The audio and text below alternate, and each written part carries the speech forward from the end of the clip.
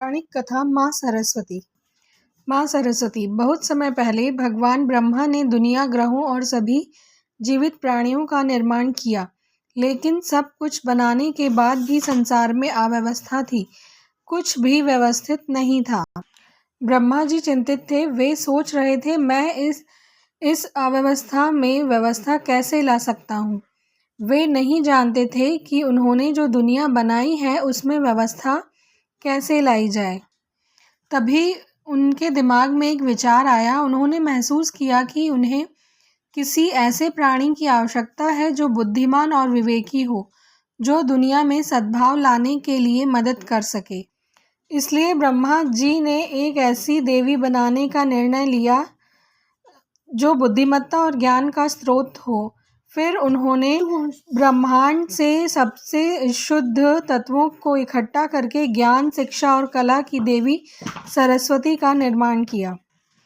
सरस्वती ब्रह्मा जी के मुख से प्रकट हुई। वे उज्जवल और शांत लग रही थीं। उनकी उपस्थिति से ब्रह्मांड में व्यवस्था की भावना उत्पन्न हो गई।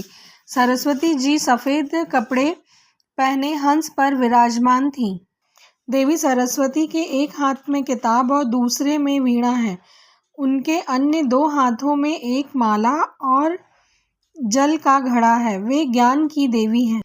सरस्वती जी के पास वेदों की किताब पुस्तक थी, जो दिव्य, शाश्वत, सार्वभौमिक और सच्चे ज्ञान के साथ साथ अन्य सभी प्रकार के ज्ञान का प्रतिनिधित्व करती हैं। उनकी माला ध्यान, आध्यात्मिकता और आंतरिक प्रतिबिंब की शक्ति का प्रतिनिधित्व करती है।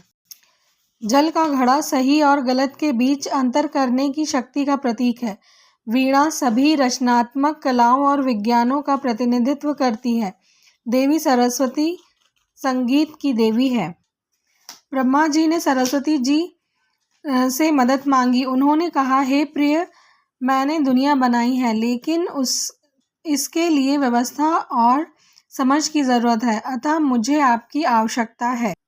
सरस्वती जी के मार्गदर्शन में ब्रह्मा जी ने ब्रह्मांड को दिशा दी। सूर्य, चंद्रमा और तारों का जन्म हुआ। वे शोर में सामंजस्यपूर्ण आवाज़ें सुन सकते थे। इससे प्रसन्न होकर उन्होंने देवी सरस्वती का नाम वाणी और ध्वनि की देवी वाग्देवी रखा। एक बार दो समूहों भार्गव और हैह के बीच भयंकर युद्ध हुआ। तभी बड़वाग्नि नामक एक शक्तिशाली आग उत्पन्न हुई।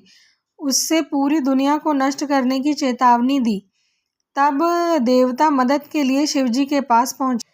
शिव जी ने सुझाव दिया कि उन्हें देवी सरस्वती से मदद मांगनी चाहिए, ताकि वे एक नदी बन सकें और समुद्र में बड़वाग्नि का विसर्जन कर सकें। इसीलिए वे देवी सरस्वती के पास गए और उनके ब्रह्मांड की रक्षा करने की विनती की। सरस्वती जी ने कहा कि वे ऐसा तभी करेंगी जब ब्रह्मा जी उन्हें अनुमति देंगे। इसीलिए देवता ब्रह्मा जी के पास गए। सब बातें सुनकर ब्रह्मा जी ने देवी सरस्वती को नदी का रूप लेने के लिए कहा। तब सरस्वती जी ने ब्रह्मलोक छोड़ दिया और ऋषि उतंग के आश्रम में चली गईं। वहां वे शिवजी से मिली। शिवजी ने बड़वाग्नि को एक कलश में रखकर सरस्वती जी को सौंप दिया और उन्हें पलाश के पेड़ से नदी के रूप में निकलने के लिए कहा।